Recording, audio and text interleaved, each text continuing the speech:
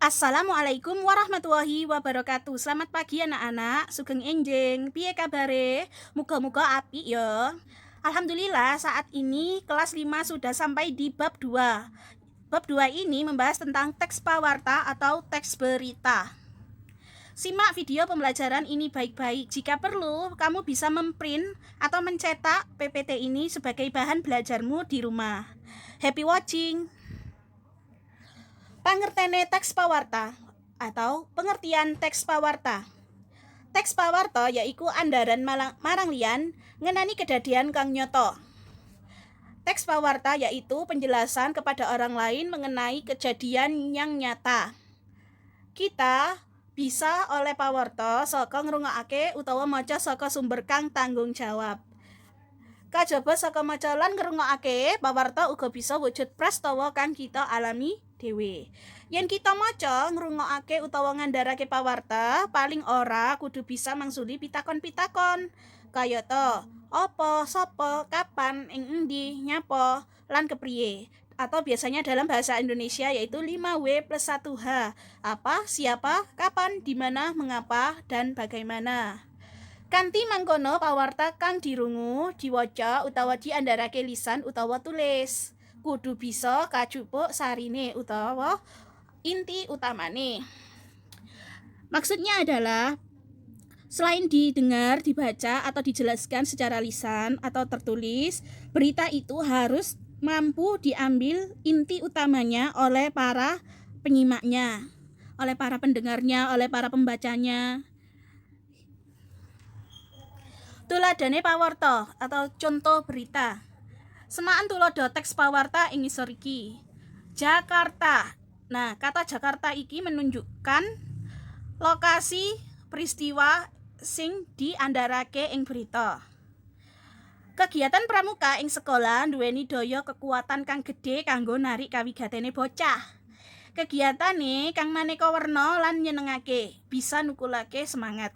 Salah sijine kegiatan kasebut yaiku Indonesia Scout Challenge utawa ISC 2015 sampai 2016.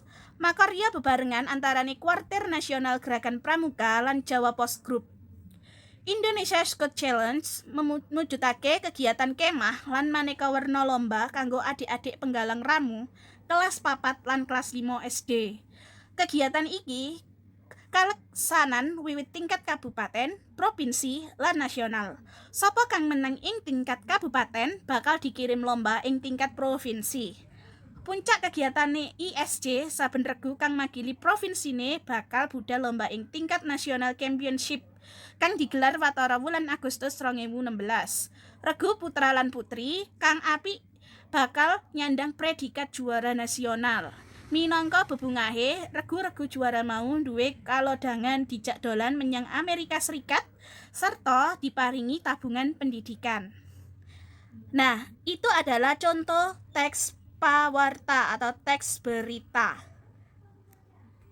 Selanjutnya, dari teks berita yang sudah dibacakan tadi, kita tahu bahwa peristiwa yang sudah diceritakan itu adalah kegiatan kang nyoto. Nah, kemudian pawarta itu memiliki unsur-unsur yaitu 5W 1H. Dalam bahasa Jawanya ada apa, sopo, ing endi, kapan, lan kepriye. Nah, saiki ayo jinglengi unsur-unsur pawarta. Sing pertama, saka beritaku mau, apa sing dibahas? Yaiku kegiatan pramuka. Mariku, sopo? Sapa wae sing terlibat ing berita iku mau, yaiku bocah penggalang. Ing endi? Ing endi peristiwa ing beritaku mau? Ing kabupaten, provinsi, lan nasional. Kapan? Kapan peristiwa ing beritaku mau? Ulan Agustus 2016. Kepriye atau bagaimana? Kepriye peristiwa ing beritaku mau? Peristiwa ing beritaku mau pramuka sifate nyenengake. Makanya di sini ditulis nyenengake. Bagaimana sampai di sini sudah bisa menemukan unsur-unsur berita? Mari kita masuk ke materi berikutnya.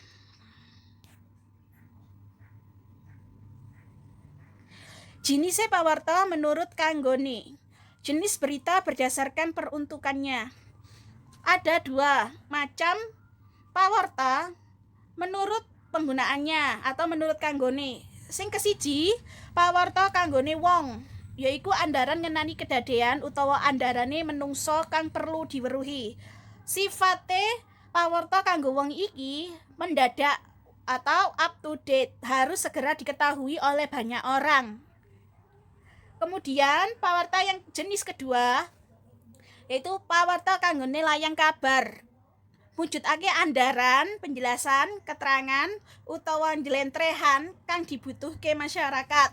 Sifate pawarta ing layang kabar iku biasane ora mendadak, ora harus segera diweruhi wong. Tuladhane pawarta ngenani perkembangan penyebaran virus corona ing Indonesia. Itu sifat beritanya ora tapek mendadak. Sedangkan nek pawarta kanggone wong tuladhane pawarta peringatan BMKG ngenani petaka gempa bumi utawa tsunami. Nah, pawarta jenis iki kudu segera diweruhi wong supaya wong-wong padha ngerti lan waspada nyelametake nyawane.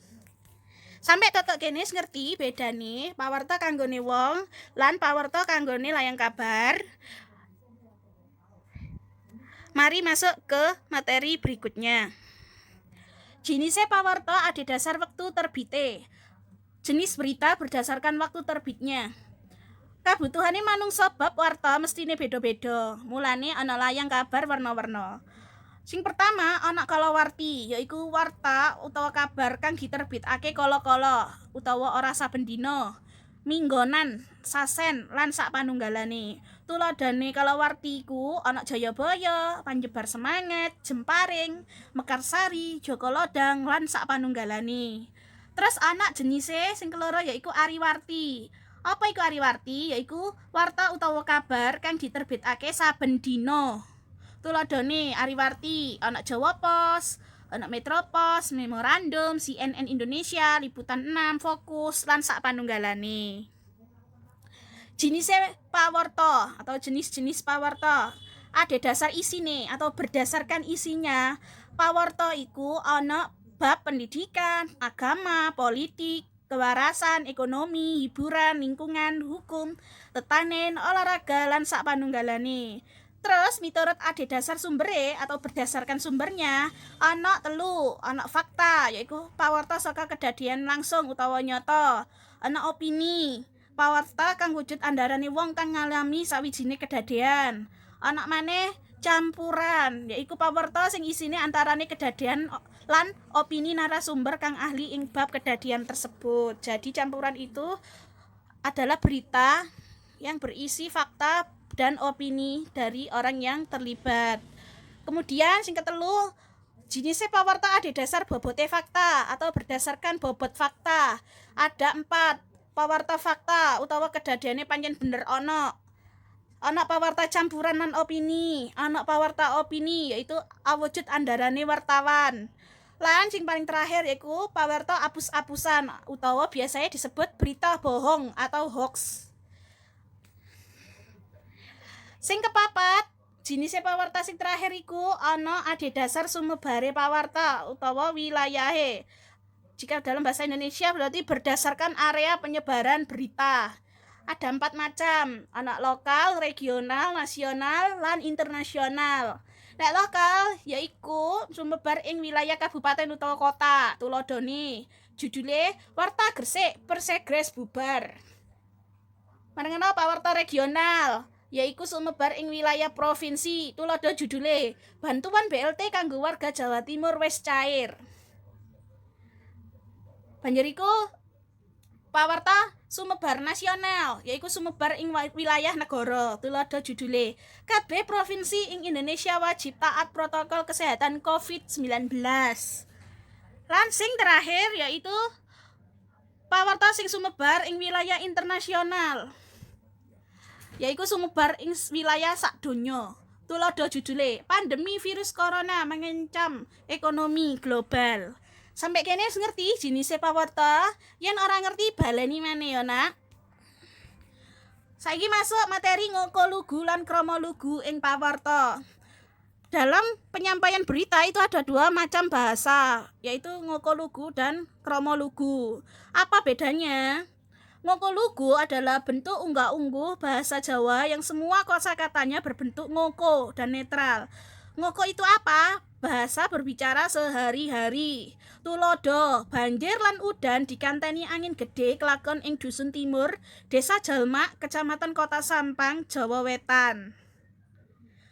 Terus krama lugu utawa ngoko alus yaitu bentuk unggah-ungguh yang di dalamnya bukan hanya terdiri atas leksikon ngoko saja, tapi juga ada leksikon krama atau lebih halus, lebih sopan. Tuladanya atau tulada contohnya, Beno lan Jawa dipun kanteni angin ageng kelampahan wonten Dusun Timur, Desa Jalmak, Kecamatan Kota Sampang, Jawa Wetan. Nah, contoh yang di atas itu menggunakan ngoko lugu, contoh yang di bawah menggunakan krama lugu. Bisa dibedakan kan? Yang atas lebih menggunakan bahasa sehari-hari, sedangkan yang di bawah lebih menggunakan bahasa yang sopan. Berikut ini adalah tabel yang menunjukkan kosakata menggunakan Jawa ngoko dan ngoko alus atau krama inggil. Kalian amati sebentar.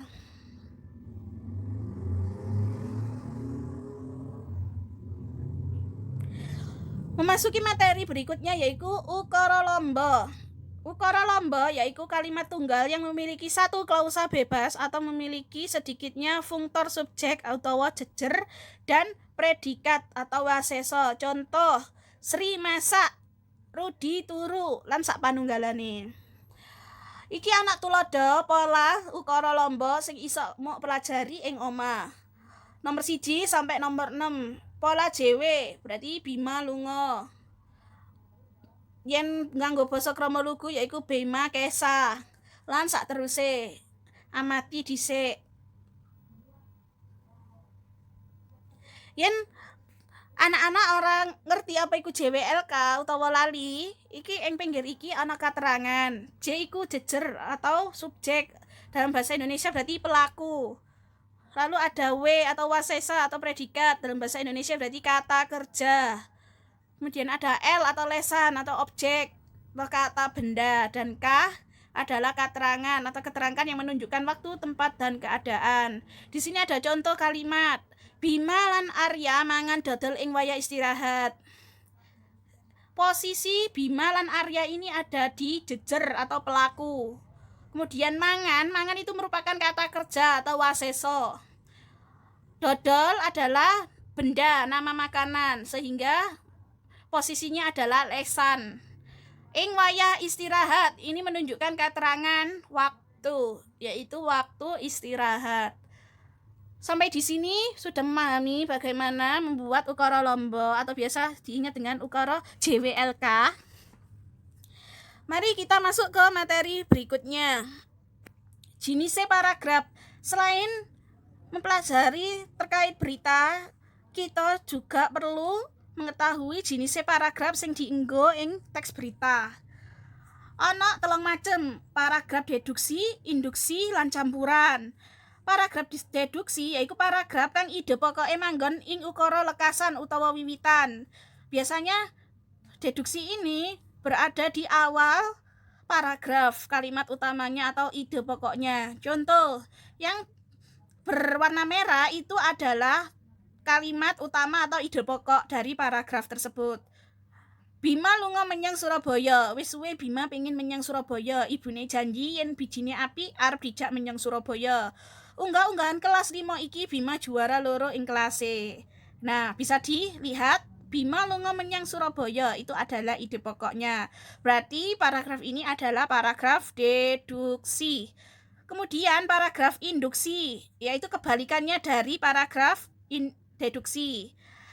Dimana paragraf kang ide pokoke manggon ing ukara pungkasane paragraf atau di akhir paragraf. Dene ukara-ukara liyane minangka ukara panerang, sedangkan ukara yang lainnya adalah ukara panerang atau penjelas. Sama seperti di materi bahasa Indonesia tematik kemarin kita sudah mempelajari tentang paragraf ya. Ini ada tulodo atau contoh. Ing Surabaya Bima nginep 3 dina. Bima rumangsa seneng karo sedulur misanane. Dina kang katelu Bima diajak rujakan karo budene. Surti nyepakake kates lan nanas, budene nyepakake bumbon. Bima diutus budene tuku gula ing toko cedhak omah. Nah, kalimat yang berwarna merah ini merupakan ide pokok dari paragraf tersebut. Idenya ada di belakang paragraf atau di akhir paragraf sehingga disebut sebagai paragraf induksi. Kemudian yang terakhir yaitu paragraf campuran, yaitu paragraf yang ide pokoke ana ing awal lan akhir paragraf. Biasane ora katulis kanthi terang-terangan, iso dipahami, ora tertulis secara jelas. Wes sampai tutuk kene wae pelajaran bab 2 bahasa daerah kelas 5. Muga-muga sing disampaikan gampang dipahami lan manfaat. Bu Winda matur nuwun lan njaluk ngapura nggih. Wassalamualaikum warahmatullahi wabarakatuh.